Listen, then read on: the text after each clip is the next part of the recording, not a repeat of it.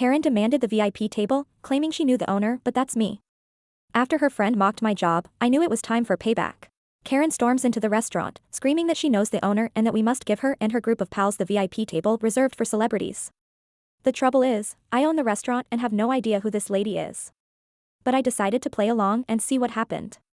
During the dinner, one of the girls asked me whether I thought my life was meaningless because I worked as a waiter. That's when I realized all bets were out, and I was going to exact my retribution. This is what I did. This occurred around Christmas and New Year's.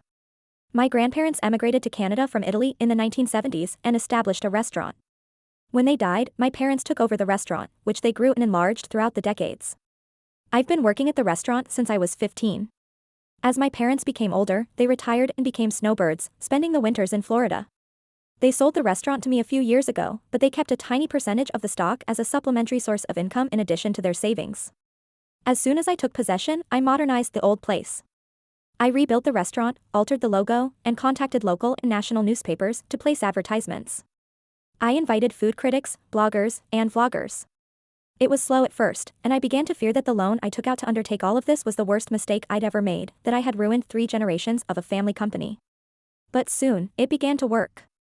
A local semi-famous YouTuber included us in one of his videos, which prompted more people to visit and review us. Even on a Monday, we were quickly seeing 5 to 10 times the regular volume of activity. We became a destination for large events, and it was not uncommon for a celebrity to stop up on certain evenings.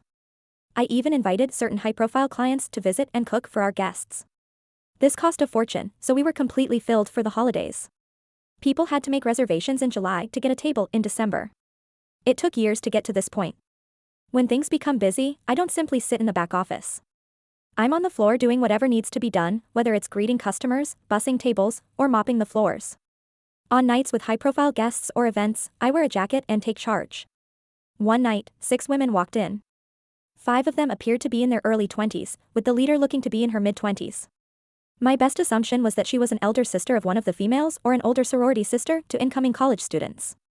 I was greeting them at the entrance, and as they approached, Queen Bee Karen was telling the baby Karens how fantastic this restaurant is, how delicious the cuisine is, and how there might even be celebrities there. When she approached me, she explained that she required a table for 6. I responded, "Of course, can I get the name on the reservation?" She stared at me. She responded, "Oh, I didn't make one, but it's okay. The owner is a personal friend of mine. He said he always keeps 1 or 2 tables open for special guests and we can have one of those tonight." This is true for many high-profile restaurants, and I've been doing it recently as well. But I had no idea who this woman was, and she had never discussed any of this with me. I understood she was attempting to get in without a reservation, but she had chosen the worst person to try this with. I told her, "I am sorry, but we cannot seat anyone without a reservation. As you can see, we do not have any seats available." I didn't want to go all out and say, "I'm the owner, and we have never spoken before, so I never promised you anything." But I didn't want to embarrass her in front of the other girls she was with at the time. She then instructed one of the other girls to take a picture of me. She announced that she would speak with the owner and ensure that I was either scrubbing toilets or fired by the end of the week. The other girls behind her joined in, saying things like, "Yeah, kiss your minimum wage job, goodbye." I wasn't sure if they were in on it with her or if they truly believed she knew the owner. Queen Bee Karen then said, "Look, you can either give us a table or I can make your life very difficult. This is not worth losing your job." She kept pointing, trying to belittle me, and then saying things like, "Obviously you aren't anyone here, because if you were, you would know who I am and never try to anything other than yes, or, of course." She was constantly attempting to put me down and take that table. At this time, it had been a hard day for me, and from my perspective, I had 3 options. Number 1, I could inform her that I am the owner and call her out on all of this. Number 2, I could simply hand her the table and let things go.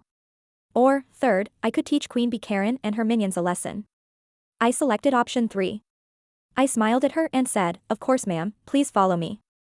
I handed her one of the 3 tables we leave free in case a celebrity walks in, which occurs occasionally. I told her, "I apologize for everything and you're right, it would be simpler just to give you the table." I also assured her that the first 3 rounds of drinks would be free. I seated them down and personally served them. As they sat, I told them, "We need one of your credit cards and IDs just to keep on file, and we'll return them to you before you leave." Queen Karen handed me her card and informed the baby Karen minions, "Tonight is on me." I took their orders, gave them their free beverages, and informed them that due to how busy we were tonight, the meal may be delayed. The females only worried about the free drinks. They ordered 3 rounds and still hadn't received any food. They eventually called and asked me to check on it, all while giving me the worst attitude since they arrived. I told them I will look into it, but also asked if they wanted additional drinks. They ordered 2 more rounds.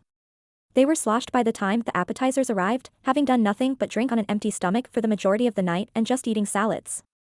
As more food arrived, more beverages were ordered. What these girls didn't realize was that they were at our VIP table, which normally costs a few $1,000s to sit at, but I didn't charge them for it. Except for the first 3 rounds, I charged them for all of the extremely costly cocktails they had throughout the evening. Furthermore, the table they were sitting at, as previously stated, was VIP, thus the menus were different. Prices are not displayed on these menus. This is a restaurant industry trade secret. They also offered higher-end menu items such as white truffle, black caviar meals, and specially imported West Coast oysters, among others. At one point during the night, I honestly began to question what I was doing. I worried I was going too far with these poor girls, they might not know any better. But certain things encouraged me throughout the night, such as when one of the baby Karens questioned whether I thought my life was pointless because all I ever became was a server. Also, one of the other staff told me that they were planning how to mess with me, believing that they could do so whenever they wanted and that I would always give them a table. I overheard them say, "He's cute, but I wouldn't date a waiter like that. He is such a pushover." There were other comments like that throughout the night, so I continued with their life lesson. By the end of the night, each female had built up a bill ranging from $500 to $600. I handed Queen Karen the bill for $4,232.23, which included tax and tip. I've never seen somebody sober up this soon. She went from smiling and giggling with her buddies to almost in tears. She immediately summoned me over and asked whether this was a joke. I took the bill, looked it over, and apologized. "I'll get you the correct bill amount." Again, she seemed completely relieved, assuming she had received someone else's bill, and called me a effing idiot, before continuing to talk to her pals. When I returned to give her the right bill, she flipped out again. It was only a question. "Is there something wrong on this bill that you didn't order?" She and the girls were stunned and went over every single line of the bill, including the initial several lines that listed their original 3 rounds as complimentary. They then got out their phones and went over everything 100 times, adding it all up. Queen Bee, visibly startled, just remarked, "1 second, I need to use the restroom." Part of me feared she'd dine and dash and leave the baby Karens with the tab, but I discreetly reminded her that we had her ID and credit card, without making it too obvious. I was concerned that she would run out of money. 10 minutes later, she returns with new makeup, clearly crying, and tells me all about how poor the food was, how dreadful the drinks were, and so on, demanding that I at the very least cut the cost in half. She went on to say that the baby Karens would help, despite the fact that she had previously informed them that the night would be hers. Then, as if a light bulb went off in her head, she brought up her alleged relationship with the owner again, as if it would give me extra motivation to lower the amount in half. I smiled as I told her, "No, simply no. I can't change the bill." She takes out her phone and shows me a series of text messages from someone named after my restaurant, followed by the word owner. I instantly grasped what she had been doing in the bathroom, most likely changing one of the other Karen minions' contact names and erasing prior text to establish this new script. I reviewed the messages and clicked on the contact information before telling her, "That's not the owner's cell phone number." Her response was, "He has multiple phones for business, of course. You do not know all of his numbers."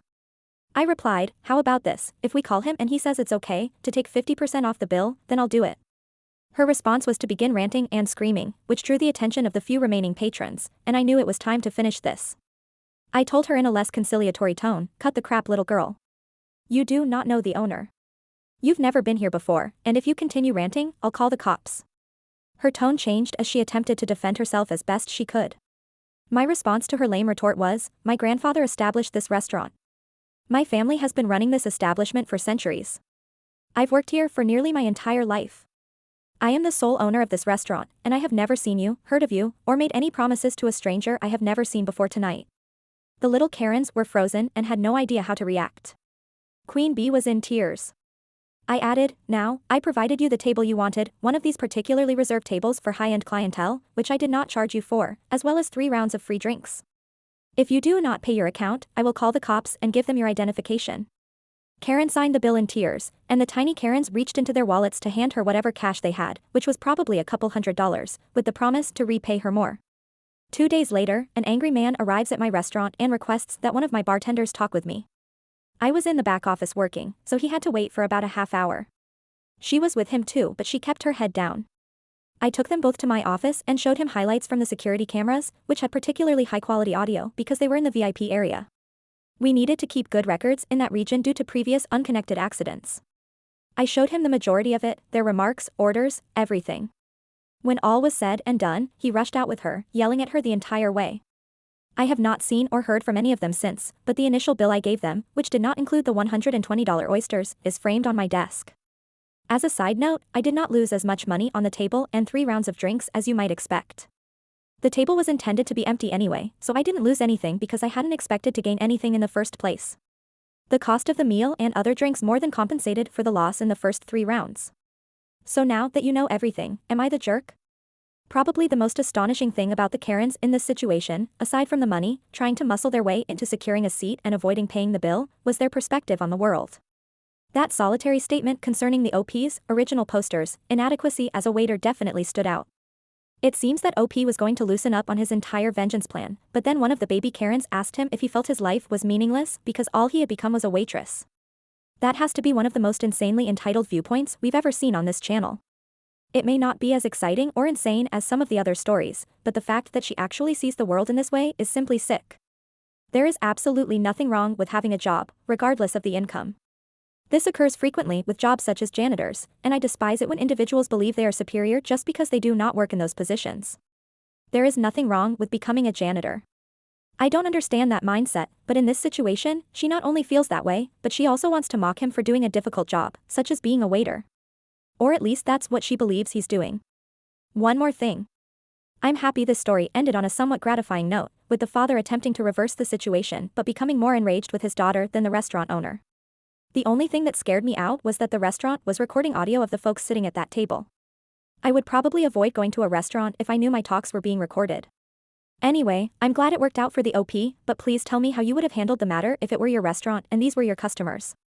Was the OP a jerk or not, and why? Thank you for watching. If you haven't subscribed yet, please do so and hit the notification bell to stay updated with more shocking real-life stories happening around you.